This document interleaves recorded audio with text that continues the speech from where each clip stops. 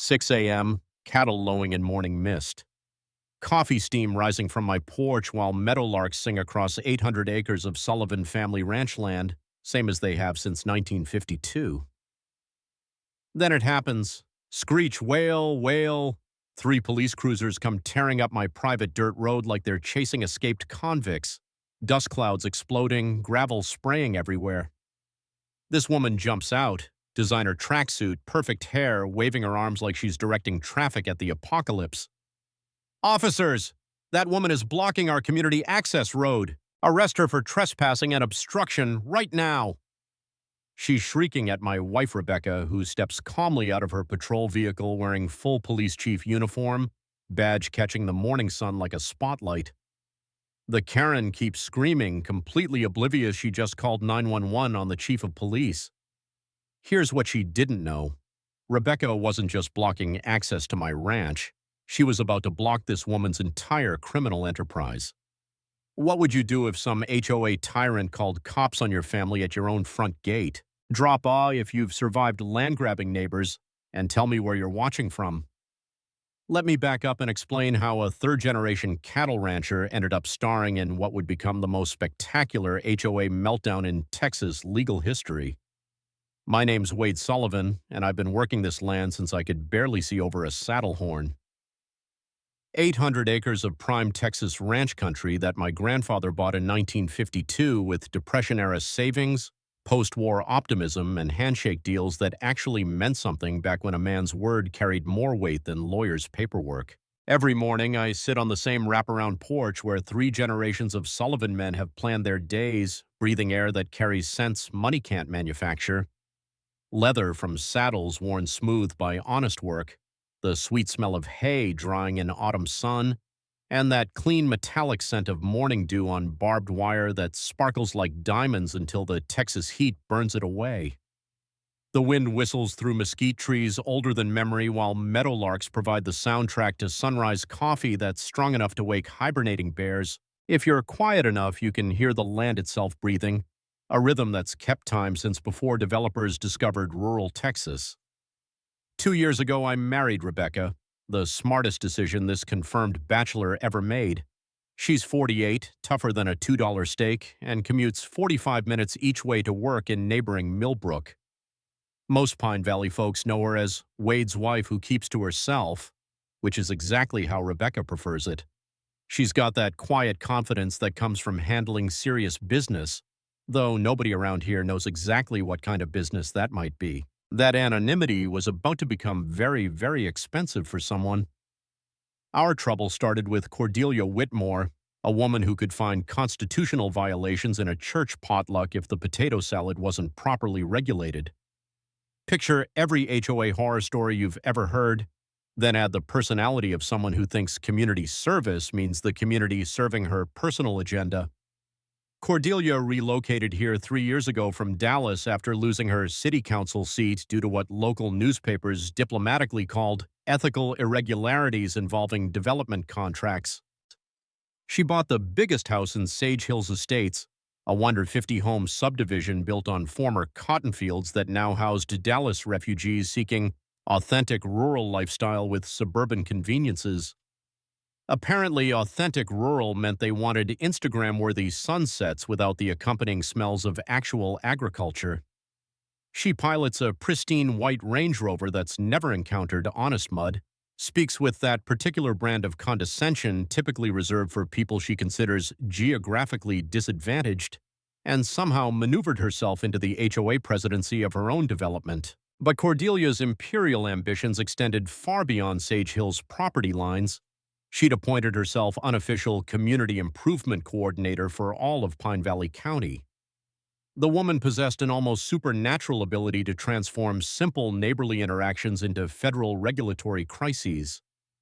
Our first major collision occurred 6 weeks ago when Cordelia materialized on my front porch like a perfectly coiffed tornado, accompanied by a surveyor, a lawyer, and an attitude that could curdle fresh milk at 50 yards. She wore a business suit that probably cost more than most folks' monthly mortgage payments, accessorized with a kind of smile that belongs in predator awareness training videos. Mr. Sullivan, she announced with the authority of someone delivering divine commandments, we need to discuss your road access situation. Road access situation? The dirt track leading to our ranch has been private Sullivan family property since Eisenhower was president. It's surveyed, deeded, posted, and about as private as property gets in the great state of Texas. But Cordelia had conducted extensive historical research. She discovered that during the 1960s and 70s, my grandfather occasionally permitted hunting parties to use our road for accessing backcountry deer stands. This neighborly courtesy had somehow, in Cordelia's legal imagination, transformed our private ranch access into a historic community thoroughfare with prescriptive easement obligations. According to my comprehensive legal analysis, she continued, producing documentation thick enough to stop small-caliber bullets, your family road constitutes essential community infrastructure. Sage Hills residents require proper access for emergency services, mail delivery, and recreational safety. The sheer audacity was breathtaking. She expected me to pave our private road, install professional lighting and directional signage, and maintain everything at my expense so her subdivision residents could enjoy scenic routes for their evening constitutional walks. When I politely suggested she might be confusing private property with public accommodation, Cordelia's plastic smile developed hairline cracks. Mr. Sullivan, I sincerely hope we can resolve this cooperatively. It would be genuinely unfortunate if county authorities needed involvement in enforcing community access compliance. The threat hung in the air like summer humidity. Cooperate with her demands or face legal warfare that could cost more than the ranch's total value. Rebecca observed the entire conversation from our kitchen window, and when Cordelia finally departed in a cloud of expensive perfume and entitled indignation, my wife displayed that particular expression she reserves for people about to receive comprehensive education in consequences. Sweetheart, Rebecca said, stirring coffee strong enough to wake the constitutionally dead, that woman just kicked a hornet's nest she can't even imagine.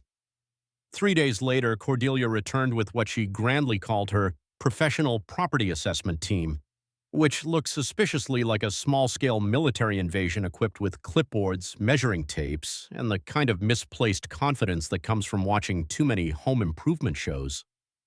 I was mending fence in the back 40 when the rumble of multiple diesel engines echoed across our pastures like distant thunder announcing an unwelcome storm. The morning air carried dust clouds mixed with the acrid smell of surveyor's spray paint, a scent that has no business existing on a working cattle ranch. By the time I saddled up and rode back to investigate, Cordelia had deployed what looked like a small engineering brigade across my property. A surveyor was decorating our oak trees with orange flags like he was planning the world's most expensive Christmas display. Some character in a hard hat was measuring our cattle guard with the intensity of someone calculating nuclear missile trajectories. A woman with a professional camera was documenting every square inch of our road like she was gathering evidence for the International Court of Justice. And Cordelia orchestrated this circus from the center ring, directing operations with a clipboard and the kind of authority usually reserved for natural disaster emergency response coordinators. Mr. Sullivan, she called with the enthusiasm of someone announcing Publishers Clearinghouse winnings. Perfect timing. We're conducting our comprehensive easement boundary assessment and public safety evaluation. Easement boundary assessment on my private property without so much as a by your leave. Ma'am, I said, keeping my voice level the way Grandpa taught me when dealing with ornery bulls or difficult neighbors, you're trespassing on private Sullivan family property. Oh, Mr. Sullivan, she laughed with the condescending patience of someone explaining quantum physics to a kindergartner. This isn't trespassing. This is legitimate surveying of essential community infrastructure under official county governmental authority. County governmental authority. Interesting claim, considering I'd spent my morning coffee calling the county courthouse and they'd never heard of any surveying permits involving my ranch. Here's where Cordelia's performance reached Academy Award levels of creative fiction. She produced a leather portfolio containing what appeared to be legitimate county documents authorizing emergency assessment of community access routes for compliance with public safety regulations. The paperwork looked official enough to fool a federal judge, Proper letterhead, embossed seals, the complete bureaucratic theater experience. But something smelled fishier than a catfish farm in July heat. I pulled out my cell phone right there on the spot with Cordelia and her entire crew listening to every word and called the county clerk's office directly. Pine Valley County Clerk, this is Martha. Martha, this is Wade Sullivan out on Ranch Road 47. I've got some folks here claiming they have county permits to survey my property. Could you check your records? Hold on, Wade. No, sir, we don't show any surveying permits for your property. Haven't issued any permits for Ranch Road 47 in over 2 years. Knowledge nugget. Anyone with a computer and printer can create official-looking government documents, but only actual government agencies can issue legitimate permits and authorizations. Always verify government authority claims by calling the issuing agency directly. It takes 2 minutes and can save you years of legal headaches. Ma'am, I said, after hanging up, looking directly at Cordelia with a kind of smile reserved for poker games and cattle auctions. The county clerk says they never issued any permits for surveying my property. Cordelia's plastic smile never wavered, but something predatory flickered behind her designer sunglasses like a rattlesnake sensing movement. Well, there must be some bureaucratic confusion. These things happen constantly with government office inefficiency. Her surveyor, who I'd started suspecting wasn't actually a surveyor, began packing equipment with the urgency of someone fleeing an active crime scene. The county inspector suddenly developed a pressing need to be literally anywhere else on the planet. Even the photographer seemed to remember urgent appointments that required immediate departure. But here's the mini twist that transformed everything from annoying to obviously criminal. As they loaded equipment, I noticed the surveyor's truck displayed temporary tags from a Dallas rental company. The official county inspection was being conducted by out-of-state actors who didn't even live in our county, much less work for our government. That evening, Rebecca returned from her commute with that particular expression she reserves for people who are about to receive comprehensive education in consequences. Her badge caught the porch light as she settled into a rocking chair with coffee strong enough to wake deceased Supreme Court justices. "How was your day, sweetheart?" she asked with the deceptive casualness of someone who already knows the answer will be interesting. I recounted Cordelia's surveying expedition and the fake government documents. Rebecca listened with the laser focus she typically reserves for serious law enforcement matters, the kind involving handcuffs, courtrooms, and federal charges. "Wade," she said finally, stirring her coffee with deliberate precision, "that woman isn't just being a difficult neighbor, she's committing multiple felonies. Impersonating government authority is serious business. What should we do?" Rebecca's smile carried the satisfaction of someone who just identified the perfect solution to a complex puzzle. Document absolutely everything, and let me make some professional inquiries. That night, Rebecca spent 3 hours conducting what she diplomatically called routine background research on our new neighbor. I didn't ask for specifics. 25 years of loving a law enforcement professional teaches you when to ask questions and when to simply trust that justice operates on its own schedule. The next morning brought Rebecca to the porch with her coffee and a manila folder thick enough to serve as home plate. "Darling," she announced with the tone of someone about to share exceptionally entertaining news, "Cordelia Whitmore has a absolutely fascinating criminal resume. 3 states, 6 civil lawsuits, and a well-documented pattern of targeting rural property owners with fraudulent easement schemes." "She's done this before?" "Honey, she's built an entire career around it. And Wade, she just made the mistake of targeting the wrong rancher's family." 1 week later, Cordelia escalated from community theater to what could generously be described as a criminal masterpiece in creative fraud, complete with costume rentals, professional props, and supporting actors who'd apparently learned government authority from binge-watching cop shows. I was loading hay bales that smelled like honest work and summer sunshine when 3 official-looking vehicles came rolling up our road like they were responding to reports of weapons-grade terrorism. The lead vehicle appeared to be some kind of county inspection truck, or at least something painted to look convincingly official if you didn't examine the details too closely. Behind it cruised Cordelia's pristine Range Rover, followed by a sedan containing what appeared to be a man in an expensive suit who looked about as comfortable in rural Texas as a vegetarian at a barbecue convention. The morning air carried diesel exhaust mixed with the distant aroma of Rebecca's legendary coffee, but something else hung thick as humidity, that particular tension that develops when honest people are about to encounter professional criminals pretending to be public servants. "Mr. Sullivan," Cordelia announced with the theatrical enthusiasm of someone delivering Publishers Clearinghouse winnings. "I've brought County Inspector Harrison and our specialized legal counsel to address your serious road safety violations." Road safety violations on my private family property. This performance promised to be more entertaining than Saturday night television. The alleged Inspector Harrison stepped forward wearing a uniform that looked legitimate if you didn't notice the patches appeared to have been ordered from the same website that sells Halloween costumes and security guard accessories. He clutched a clipboard with the intensity of someone defusing explosive devices and wore the kind of grave expression typically reserved for announcing natural disasters. "Sir, I'm conducting official inspection regarding multiple safety violations on your access road," he proclaimed with authority borrowed from every government worker he'd ever seen in movies. "We've documented numerous complaints about substandard road conditions creating imminent public safety hazards." The legal counsel, a nervous character who kept adjusting his tie like it was actively strangling him, nodded with the solemnity of someone attending funeral services while producing documentation thick enough to use as foundation material for actual construction projects. "Mr. Sullivan," legal counsel announced in a voice suggesting he'd rather be explaining tax law to angry rattlesnakes, "these violations carry severe financial penalties. Immediate road improvements are legally mandated, or county authorities will be compelled to pursue aggressive enforcement action, including potential property seizure." Here's where things became fascinatingly educational. I'd spent my morning conducting research that would have impressed investigative journalists, and I'd discovered some remarkable facts about county road inspections. First, our county payroll doesn't include anyone named Harrison in any capacity whatsoever. Second, legitimate county inspectors don't travel with private legal representation like rock stars traveling with entourages.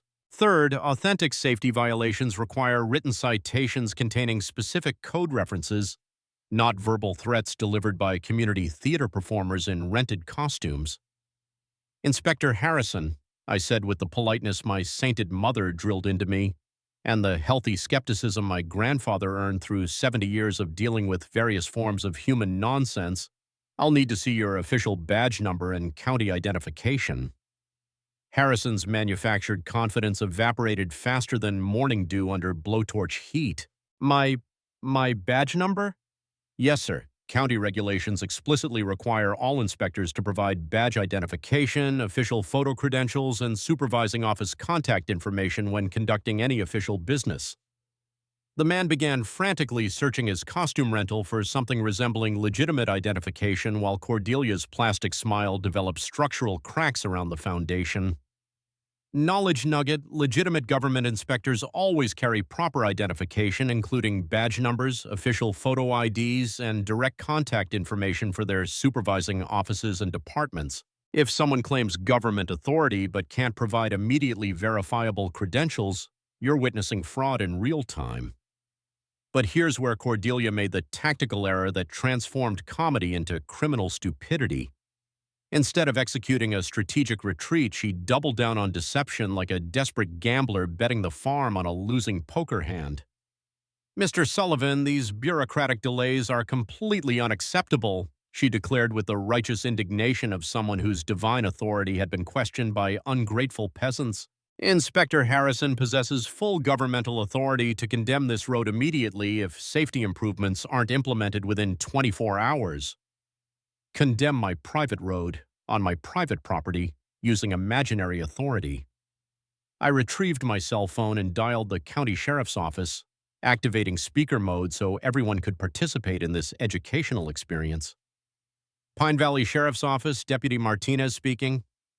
"Deputy Martinez, this is Wade Sullivan out on Ranch Road 47. I've got some individuals here claiming to be county inspectors, but they can't provide legitimate identification."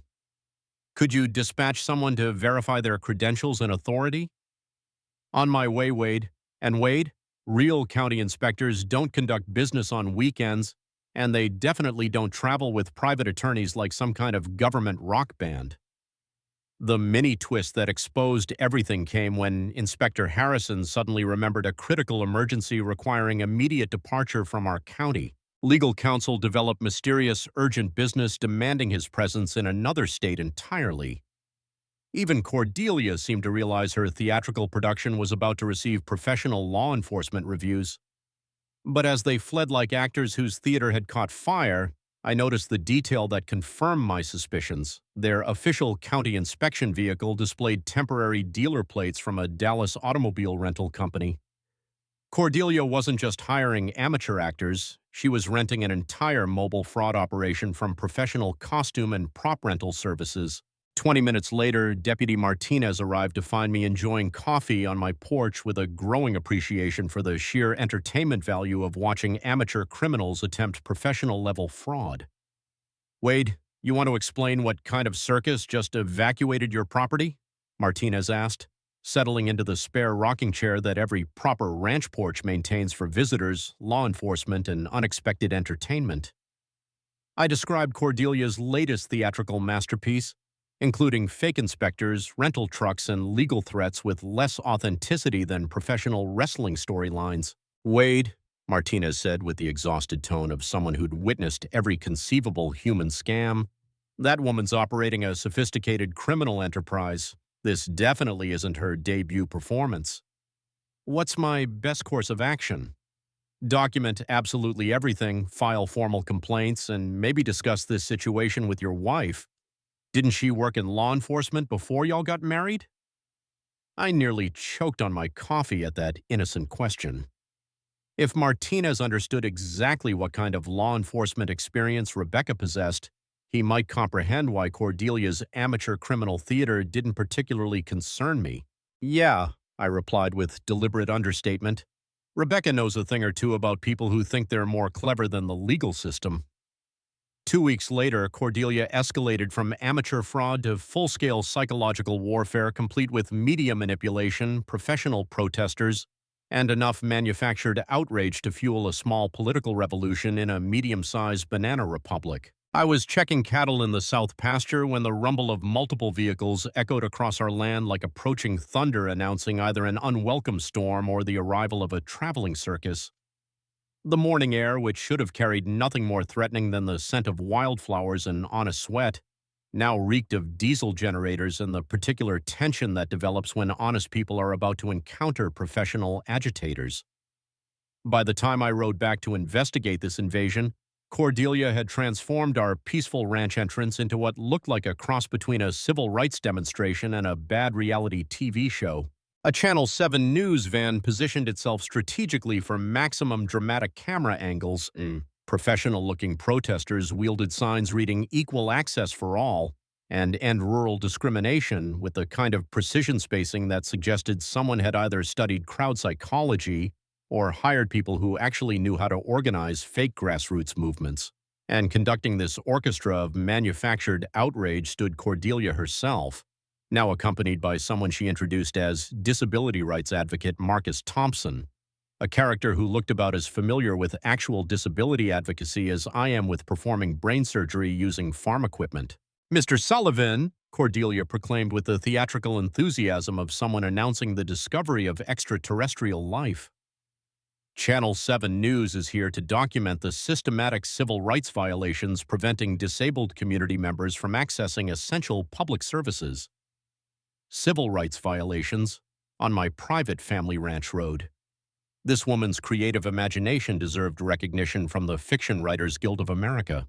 Reporter Jennifer Walsh, a young professional who clearly hadn't spent significant time outside Dallas metropolitan luxury, approached with her cameraman and the kind of grave expression typically reserved for investigating international war crimes or celebrity divorce proceedings.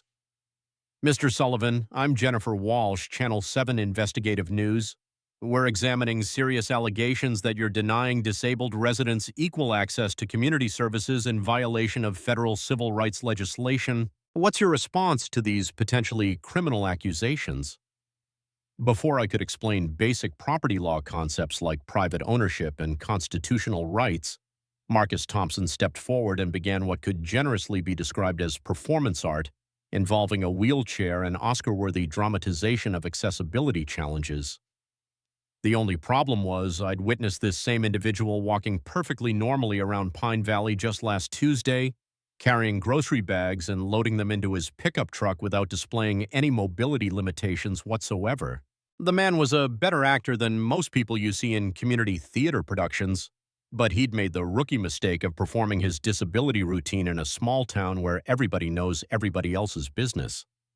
Knowledge nugget: the Americans with Disabilities Act requires accessibility accommodations for businesses and public facilities open to general public use, but explicitly does not apply to private residential property, private roads, or family ranches. Federal civil rights laws cannot be weaponized to create public access rights to private property ownership. Ma'am, I addressed reporter Walsh with the infinite patience of someone explaining fundamental constitutional principles to someone who'd apparently missed that semester in journalism school. This has been private Sullivan family property since 1952. The ADA doesn't require private property owners to provide public access any more than it requires you to let strangers use your bathroom.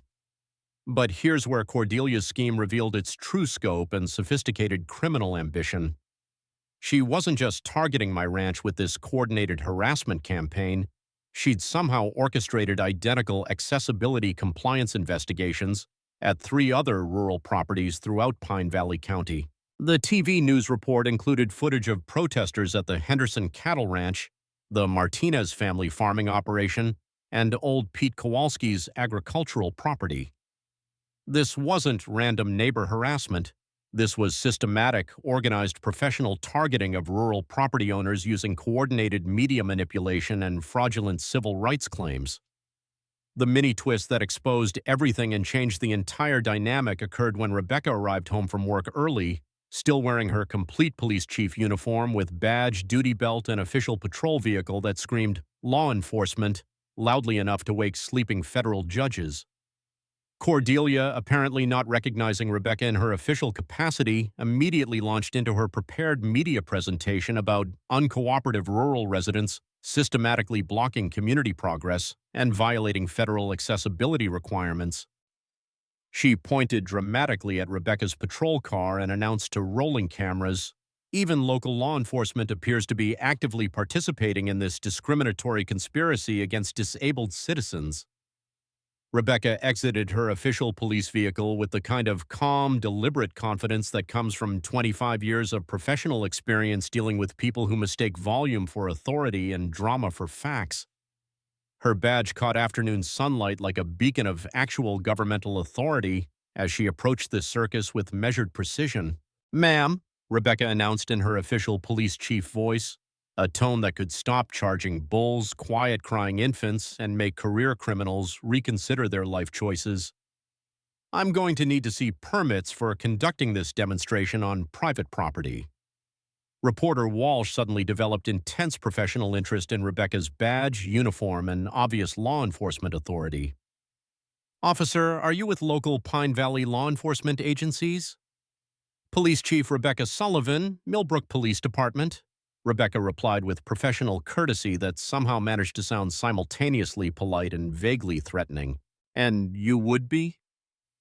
Jennifer Walsh's expression transformed from investigative journalist to someone who'd just realized she'd been enthusiastically promoting a story with less credibility than supermarket tabloid alien abduction reports. Marcus Thompson quietly abandoned his wheelchair theatrical prop and began discreetly moving toward the parking area like someone who'd suddenly remembered pressing business in another county. But Cordelia, apparently oblivious to the fact that she was standing in a legal minefield while wearing tap shoes and carrying dynamite, continued her performance for the cameras with breathtaking confidence.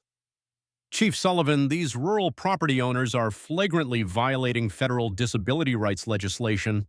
They're systematically denying equal access to essential community services and critical infrastructure."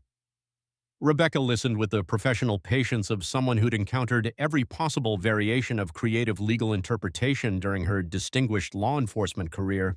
Ma'am, which specific federal laws are being violated here, and what exactly is your legal authority to investigate alleged federal civil rights violations? Cordelia's response revealed either complete ignorance of actual federal civil rights legislation or breathtaking confidence in her ability to manipulate public opinion through pure theatrical audacity. The Americans with Disabilities Act explicitly mandates that all community infrastructure must be fully accessible to disabled citizens.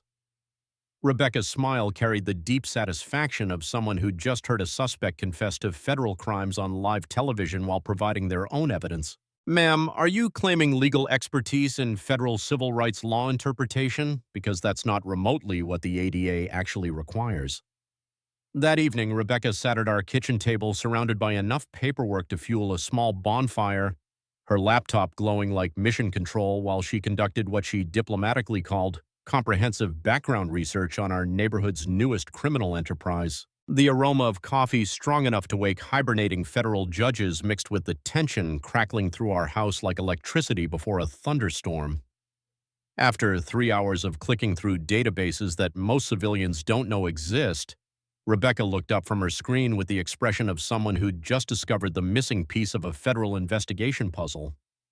Wade, pour yourself something stronger than coffee and sit down, she said with the tone she usually reserved for delivering life-changing news. What I'm about to show you is going to transform everything we thought we knew about our charming neighbor. I settled into my chair with a kind of focused attention typically reserved for veterinarians delivering news about prize bulls or bankers discussing loan renewals. Cordelia Whitmore isn't some difficult neighbor with property boundary confusion, Rebecca announced, rotating her laptop screen toward me like she was presenting evidence to a federal grand jury. She's a career criminal. This harassment campaign is her profession. The screen displayed what looked like something from a federal law enforcement case file, surveillance photos, financial records, and a timeline spanning multiple states that made my head spin faster than a tornado in wheat country. Her real name is Cordelia Whitman, and she's been operating sophisticated rural property acquisition schemes for 8 years across 5 states. Texas, Oklahoma, Arkansas, Louisiana, New Mexico. She systematically targets ranchers and farmers with coordinated harassment campaigns designed to force below-market property sales to shell companies. The scope was so breathtaking it deserved its own weather map. Rebecca's investigation had uncovered a criminal enterprise that made our ranch dispute look like a neighborhood disagreement over fence lines. This woman had turned property theft into an art form with corporate backing and professional execution. But here's where it gets really fascinating, Rebecca continued, scrolling through financial documents that looked like something from an accountant's nightmare. She's not operating solo. There's an entire network: fake inspectors, fraudulent attorneys, professional protesters, corrupt real estate agents, and even compromised local officials. They move from community to community like a traveling crime circus. Technical knowledge nugget: when criminal enterprises cross state lines to commit systematic fraud, they fall under federal RICO statutes, which allow prosecution of entire criminal organizations rather than individual crimes. Once property harassment becomes organized across multiple jurisdictions, local disputes transform into federal criminal cases with serious prison time. The financial analysis revealed the true scope of this operation that made my ranch problems look like pocket change. Rebecca had discovered a multi-million-dollar land acquisition scheme targeting premium rural property throughout the Southwest. Our 800 acres weren't just someone's retirement dream. We represented one strategic piece of a development puzzle worth potentially $500 million. Wade, look at this mapping analysis, Rebecca said, pointing to a display that showed property acquisitions across 3 states with the precision of military campaign planning. Every targeted property sits along proposed highway corridors near planned municipal expansions or adjacent to future commercial development zones. They're not randomly stealing rural land. They're acquiring property that demographic studies show will be worth 15 times current market value within 7 years. The targeting sophistication was beyond anything I'd imagined possible. Corporate planning documents revealed detailed analysis of population growth patterns, infrastructure development timelines, and municipal expansion strategies. Cordelia's harassment wasn't neighbor hostility.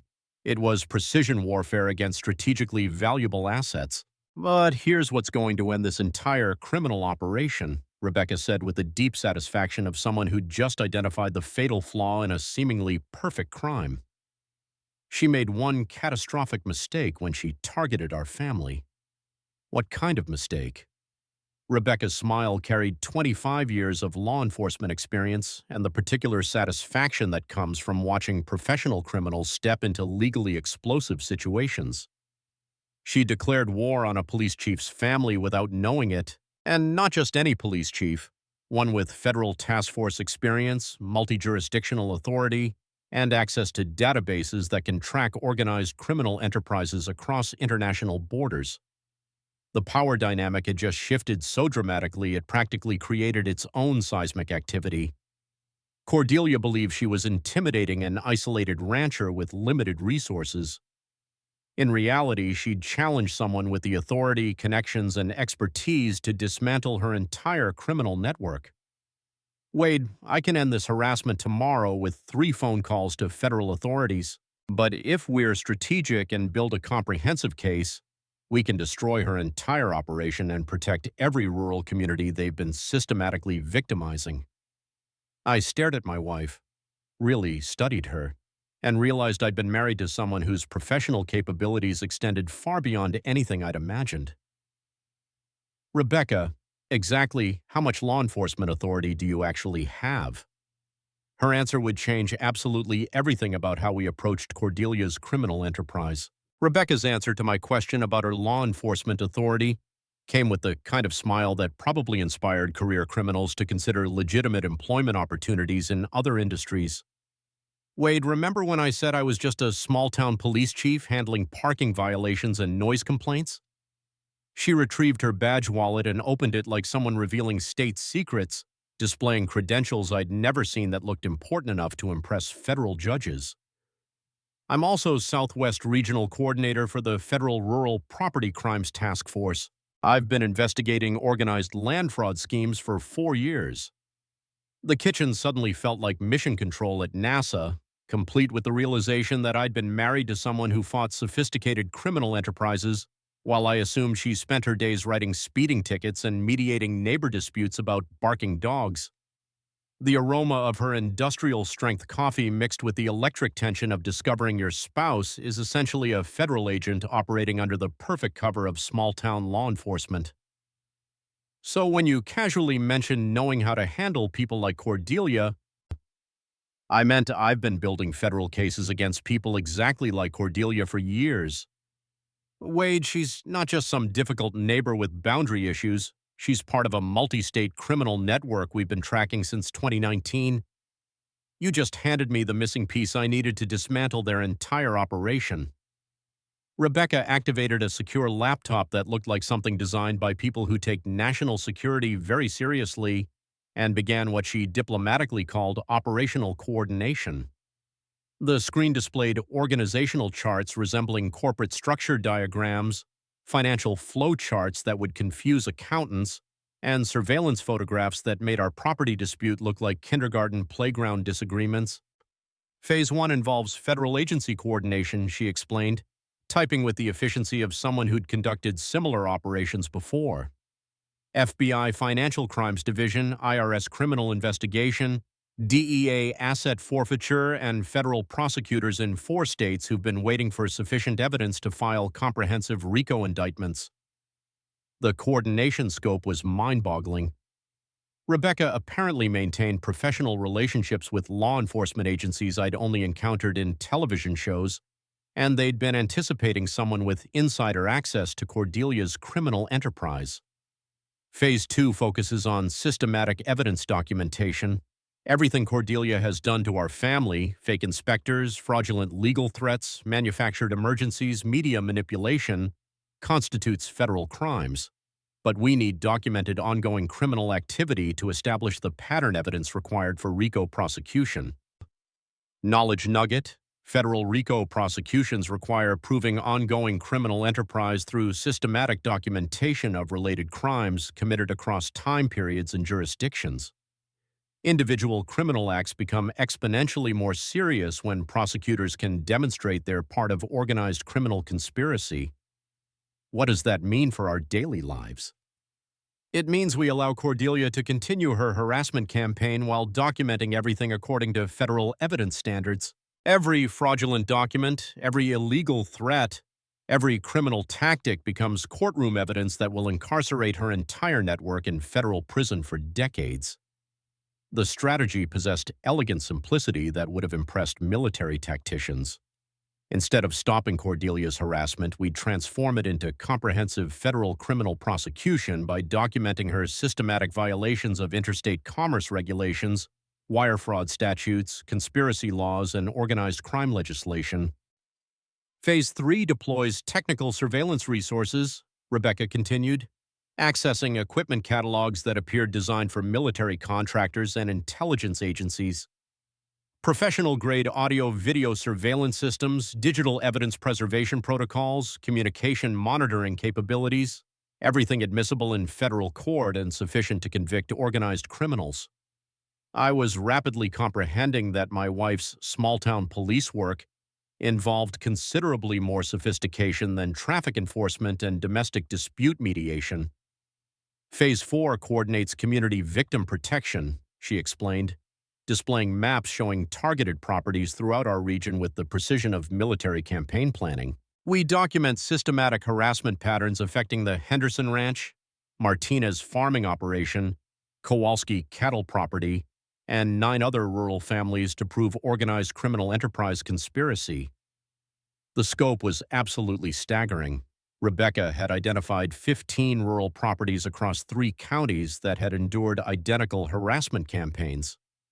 What appeared to be isolated neighbor disputes were actually coordinated attacks by the same professional criminal network. But here's the absolutely beautiful part, Rebecca announced with the satisfaction of someone who just solved multiple complex problems using one comprehensive solution. We don't just protect our ranch, we protect every rural community they've been systematically victimizing and prevent them from targeting anyone else. Technical knowledge nugget: coordinated law enforcement response to organized crime requires multi-jurisdictional cooperation and federal oversight to prevent criminals from simply relocating to new territories. When local authorities collaborate with federal agencies, criminal enterprises lose their primary advantage of mobility between jurisdictions. What exactly is my operational role? You continue being yourself, document everything, maintain calm demeanor, and allow Cordelia to continue committing federal crimes while we gather prosecution evidence. The best cover for law enforcement operations is ordinary citizens living completely normal lives. That evening, Rebecca transformed our ranch house into what she called a forward operational base for federal criminal investigation. Secure communication equipment materialized from sources I couldn't identify, along with surveillance technology that could probably monitor international space stations and recording devices that belonged in witness protection programs. Wade, within 3 weeks, will possess sufficient evidence to arrest Cordelia's entire criminal network simultaneously across multiple states. Federal prosecutors are already preparing comprehensive indictments based on documentation we've compiled. The irony was delicious enough to serve at fancy restaurants. Cordelia believed she was intimidating an isolated rancher with limited resources. In reality, she'd chosen to systematically harass someone married to a federal law enforcement coordinator who specialized in exactly the crimes Cordelia had been committing professionally. One final detail, Rebecca added, checking her secure communication device for messages that probably originated from government agencies with initials instead of names. Tomorrow, Cordelia will escalate her harassment because she believes she's winning. Encourage her. Every additional crime she commits is being documented by federal authorities. Looking around our kitchen, which now resembled mission control for international criminal investigations, I realized our peaceful ranch life was about to become extraordinarily interesting. The next morning delivered Cordelia's most audacious criminal masterpiece yet. A scheme so spectacularly illegal it would have earned standing ovations from federal prosecutors if they weren't already preparing to incarcerate her entire criminal network for decades. I was feeding cattle that smelled like honest work and Texas sunshine, when the rumble of heavy construction machinery echoed across our peaceful pastures like approaching military invasion equipment. The morning air, which should have carried nothing more threatening than the scent of fresh hay and meadowlark songs, now reeked of diesel exhaust mixed with a particular metallic tension that develops when career criminals make decisions guaranteed to result in federal prison sentences. By the time I rode back to investigate this industrial-scale trespassing, Cordelia had deployed what appeared to be a legitimate county road construction operation at our ranch entrance. A yellow bulldozer sat poised to begin infrastructure improvements that absolutely nobody had authorized. Professional survey crews were establishing grid patterns for what looked like major highway development projects. Most impressively, she'd somehow acquired authentic-looking county road department vehicles and uniformed workers who appeared genuinely prepared to begin major paving operations on someone else's property. The woman had either achieved complete psychological separation from observable reality or developed enough confidence in her criminal enterprise to attempt broad daylight infrastructure theft while being investigated by federal law enforcement. "Mr. Sullivan," Cordelia proclaimed with the theatrical enthusiasm of someone announcing Publishers Clearinghouse sweepstakes victories. "Perfect timing. The county road department is implementing emergency accessibility improvements to bring your criminally substandard road into compliance with federal regulations." County road department, emergency improvements on my private family property. This performance deserved Academy Award recognition in the category of Most Creative Criminal Fiction presented as Government Authority. But here's where Cordelia's scheme revealed both sophisticated criminal planning and catastrophic legal stupidity. She'd apparently hired actual construction contractors and convinced them they were conducting legitimate county projects. These weren't costume-wearing actors. These were genuine workers operating real heavy equipment who honestly believed they were performing authorized government infrastructure development. "Ma'am," I addressed the bulldozer operator with the infinite patience of someone explaining constitutional property rights to heavy machinery operators. "This has been private Sullivan family land since 1952. Who exactly authorized county construction on private property?" The operator displayed confusion profound enough to qualify for federal disability benefits. "Lady told us this was emergency county road work, said we had all the proper paperwork right here." He handed me documentation that appeared legitimate enough to convince construction professionals, official county letterhead, appropriate signatures, convincing bureaucratic formatting, the complete governmental theater experience. But spending time with Rebecca had taught me to recognize sophisticated fraud disguised as legitimate authority. Knowledge nugget: legitimate government construction projects require multiple permits, environmental impact assessments, property owner notifications, and public hearings filed weeks or months in advance. Emergency road construction on private property without explicit owner consent constitutes criminal trespass, destruction of property, and conspiracy to commit fraud. I activated Rebecca's secure phone while ensuring everyone could participate in the educational conversation that would either resolve this criminal trespassing or escalate it to active federal crime scene investigation status. "Pine Valley County Road Department, this is Chief Sullivan speaking." "Rebecca, this is Wade. I've got construction crews here claiming official county authorization for major road work on our private property. Can you verify the legitimacy of these permits?" "Wade, Pine Valley County has never authorized any construction projects on private ranch property. Those permits are fraudulent documents, and whoever issued them is actively committing multiple federal crimes." The construction crews suddenly developed the collective expression of people who just realized they were unknowing participants in organized criminal conspiracy. The bulldozer operator began examining his paperwork with the intensity of someone studying evidence that might appear in his own federal trial. But Cordelia wasn't finished systematically destroying her remaining freedom. She retrieved her smartphone and began what appeared to be Facebook Live broadcasting, apparently believing that documenting her federal crimes on social media would somehow transform criminal activity into legitimate governmental authority. "I'm here providing real-time documentation of the county's long-overdue enforcement of accessibility compliance requirements," she announced to her phone camera with the confidence of someone who'd never encountered federal evidence protocols. "These selfish, discriminatory ranchers can no longer block essential community access to public services.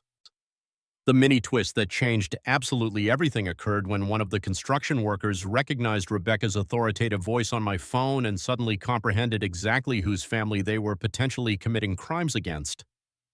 "Hold on just 1 minute," the bulldozer operator announced with dawning horrified comprehension. "That's Chief Sullivan on the phone. Ma'am, if Chief Sullivan is saying these permits are fraudulent, then we're looking at serious federal criminal charges here." Chief Sullivan? The entire construction crew suddenly understood they weren't witnessing a neighborly property dispute. They were potentially participating in organized crimes against a police chief's family while being recorded for federal prosecution evidence. Cordelia's confident live stream captured her mounting panic as workers began evacuating equipment faster than people fleeing natural disaster warnings.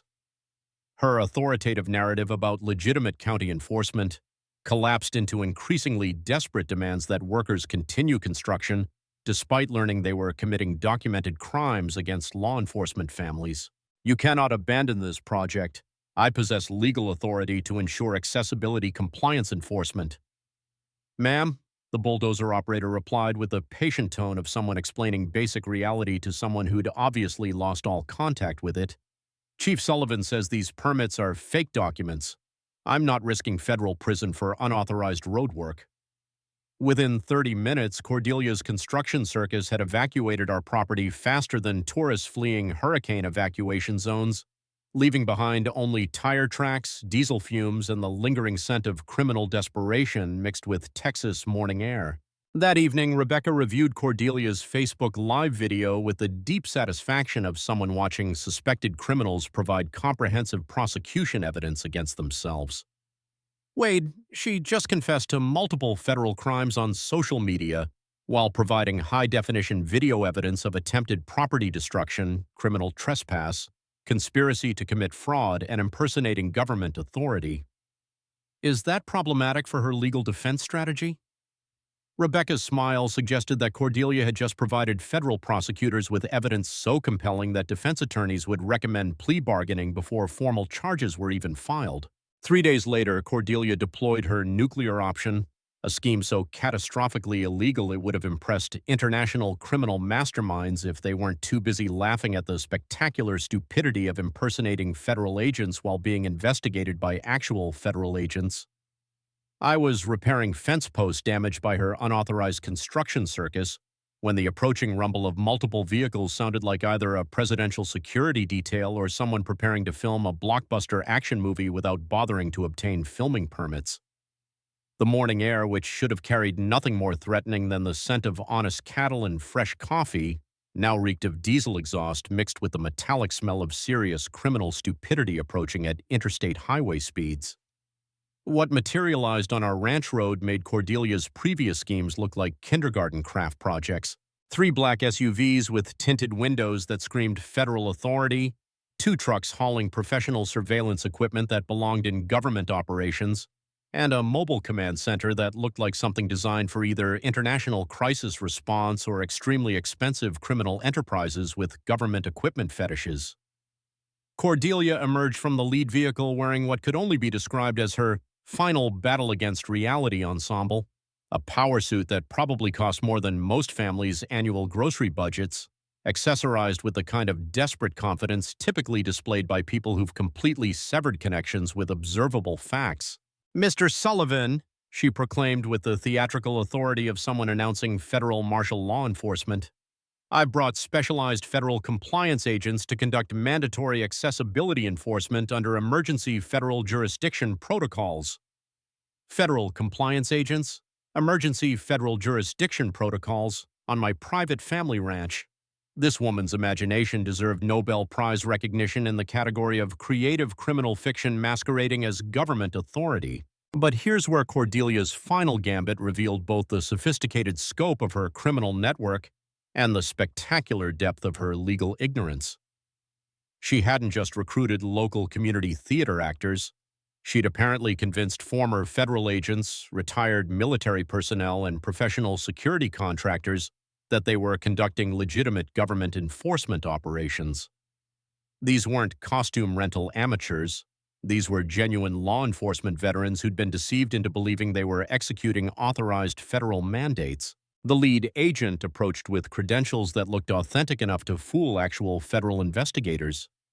Sir, I'm Agent Thompson, Federal Accessibility Compliance Division. We're conducting mandatory enforcement of violations that have been escalated to emergency federal intervention status.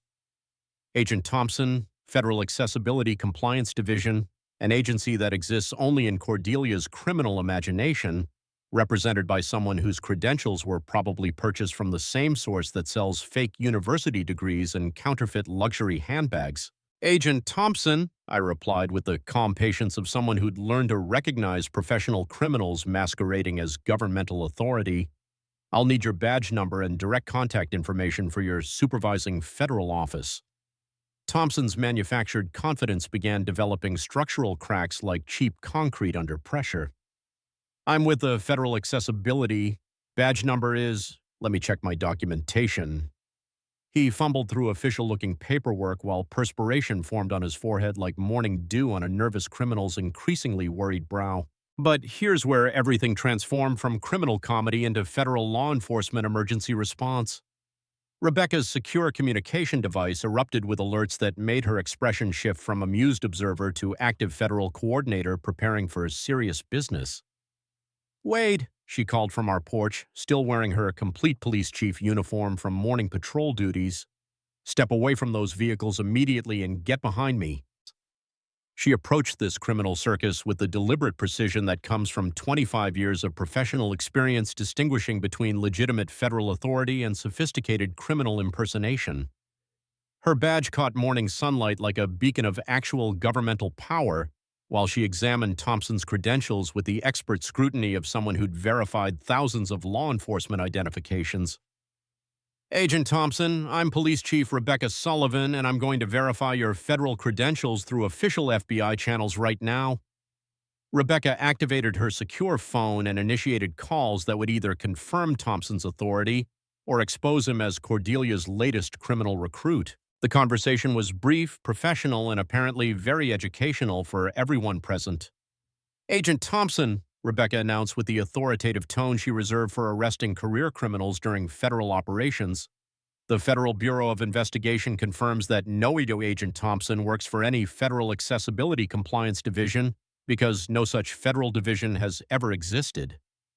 The mini-twist that obliterated Cordelia's entire criminal facade occurred when Thompson's federal enforcement team suddenly comprehended they'd been hired to impersonate federal agents by someone already under federal investigation. Professional security personnel who'd believed they were conducting legitimate government operations suddenly understood they were unwitting participants in criminal conspiracy against actual law enforcement families. "Ma'am," Thompson addressed Cordelia with the horrified expression of someone discovering he'd been unknowingly committing federal felonies, "you explicitly told us this was authorized federal enforcement action with proper governmental approval." "It is authorized," Cordelia shrieked with the desperation of someone watching her criminal empire collapse into federal prosecution evidence. "I possess legitimate federal authority to ensure accessibility compliance." "Ma'am," Rebecca interrupted with professional authority that could silence congressional hearings and stop military parades, "you're under arrest for impersonating federal officers, conspiracy to commit fraud, criminal trespass, obstruction of justice, and approximately 19 additional federal charges we'll discuss extensively at the federal detention facility."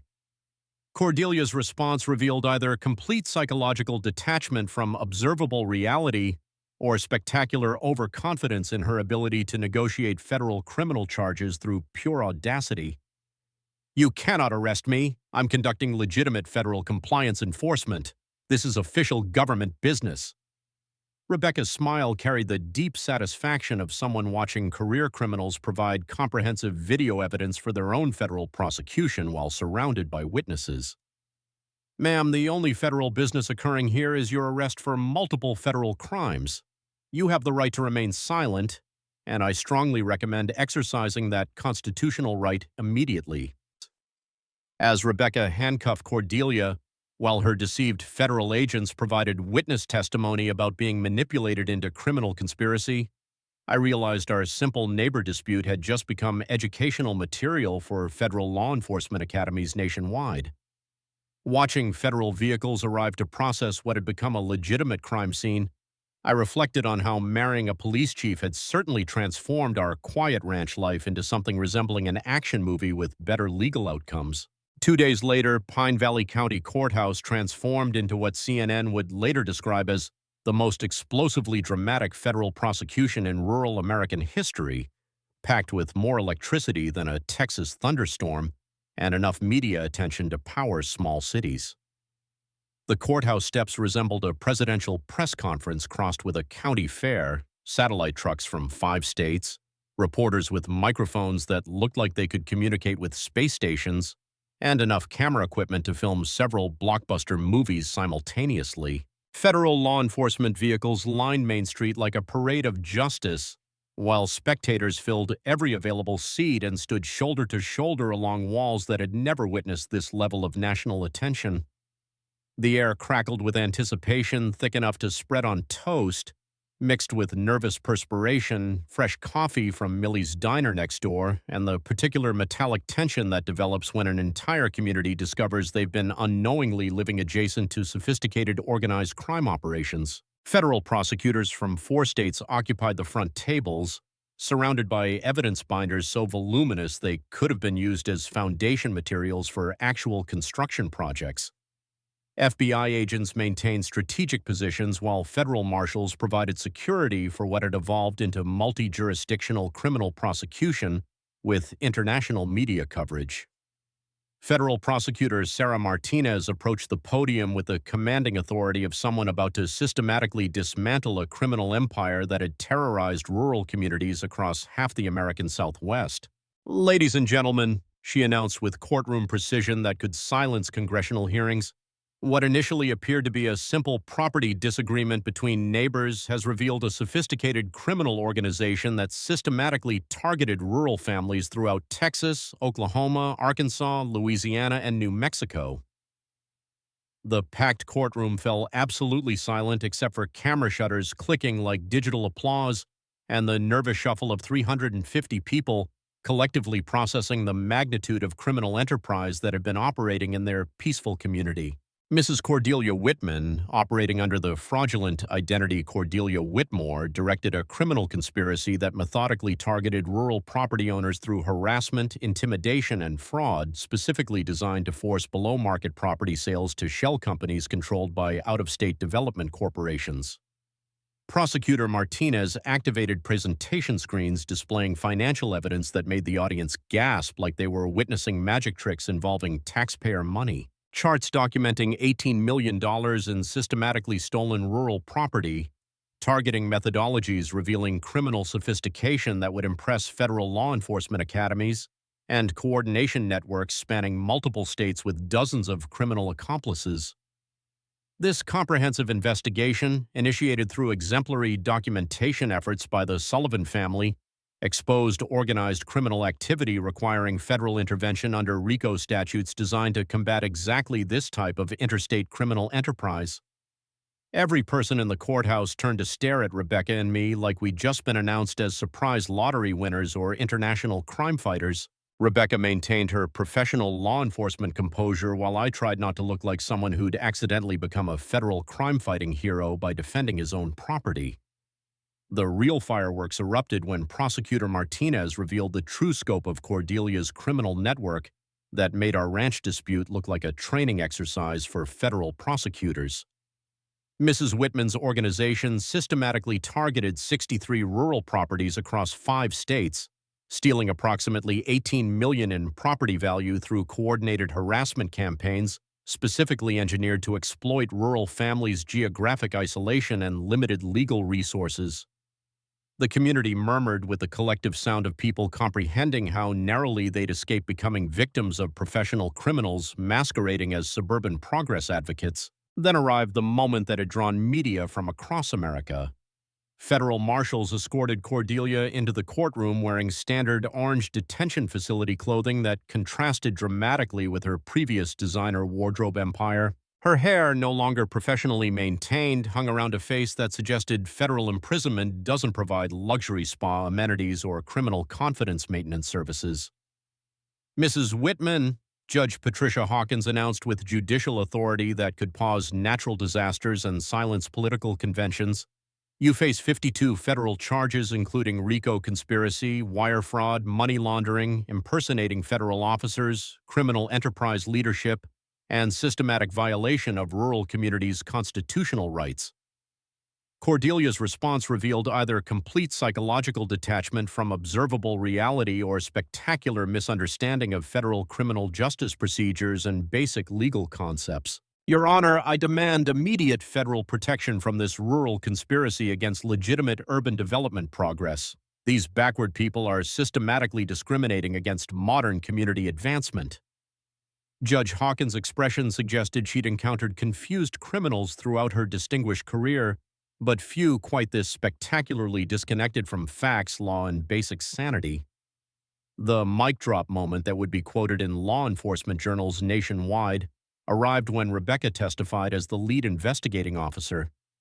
She approached the witness stand wearing full police chief uniform, badge reflecting courtroom lights like a beacon of justice, finally definitively served. Chief Sullivan, Prosecutor Martinez began with the respect reserved for law enforcement professionals who'd risked everything to protect their communities. Please explain how a simple neighbor property dispute evolved into federal criminal investigation.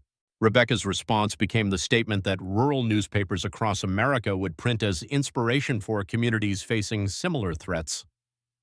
Your Honor, Mrs. Whitman made one catastrophic tactical error when she targeted our ranch. She assumed rural families were isolated, defenseless victims perfect for organized criminal exploitation. She never suspected some of us have dedicated our professional careers to protecting communities from people exactly like her criminal organization. The courtroom exploded in spontaneous applause lasting 5 minutes while cameras captured families embracing, neighbors shaking hands with tears in their eyes, and an entire community celebrating justice triumphing over sophisticated criminal enterprise. Judge Hawkins' final sentence delivered justice with biblical satisfaction. Mrs. Whitman, you're sentenced to 28 years in federal prison, ordered to pay $18 million in victim restitution, and permanently prohibited from any rural property acquisition activities. As federal marshals led Cordelia away, her final words revealed complete failure to understand reality. This is discrimination against progress. Rebecca's response became legend. No, ma'am, this is what happens when criminals mistake rural communities for easy targets.